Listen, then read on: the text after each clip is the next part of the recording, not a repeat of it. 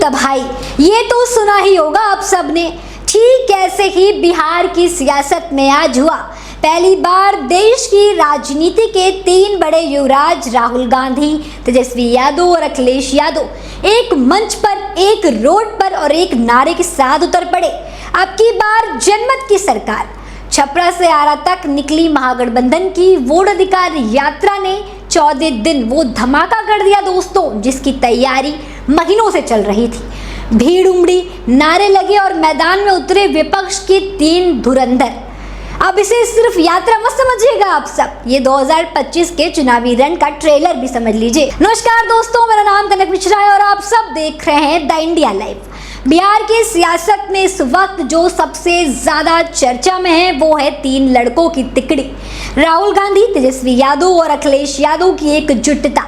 महागठबंधन की वोटर अधिकार यात्रा अपने 14वें दिन जब छपरा से आरा तक निकली तो इस मंच पर पहली बार देश के तीन प्रमुख विपक्षी पार्टियों के युवा चेहरे एक साथ नजर आए।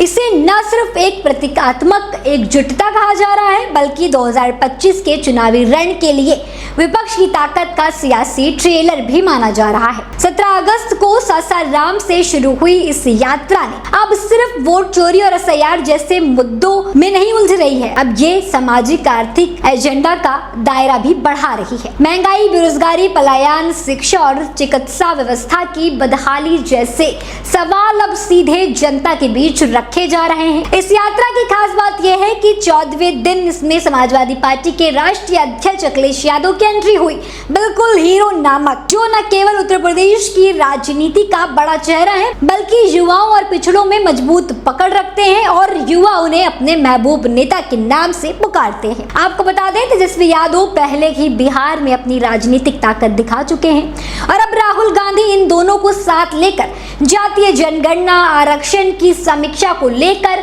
बड़ा संदेश देने निकल चुके हैं दोस्तों।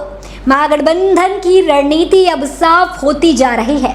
संविधान और लोकतंत्र की रक्षा का भावनात्मक मुद्दा और किसानों, युवाओं, दलितों, पिछड़ों के ठोस सवालों का मिश्रण। यही वजह है कि इस यात्रा में तेलंगाना के मुख्यमंत्री रेवंत रेड्डी, कर्नाटक के सीएम सिद्धारमैया और सचिन पायलट जैसे बड़े ओबीसी चेहरे भी हिस्सा बन चुके हैं। यात्रा में अब लोक लुभान वादे भी शुरू हो गए हैं, इनकी झलक दिखने लगी है। शिक्षा सुधार, मुफ्त स्वास्थ्य सेवाएं, युवाओं को रोजगार और किसानों की कर्ज माफी जैसे दावे यात्रा के दौरान पोस्टरों, भाषणों और जनसभाओं में उभरकर सामने आने लगे हैं।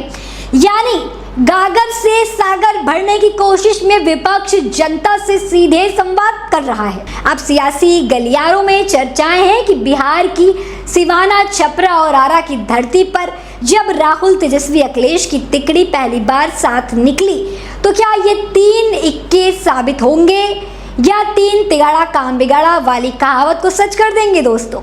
इसका जवाब तो जनता चुनाव में ही देगी। फिलहाल इतना तय है कि बिहार में 2025 की राजनीतिक पटकथा बहुत कुछ इस यात्रा के दौरान कह चुकी है और सियासी शतरंज पर इन तीन चेहरों की चाल को हर दल बारीकी से देख रहा है।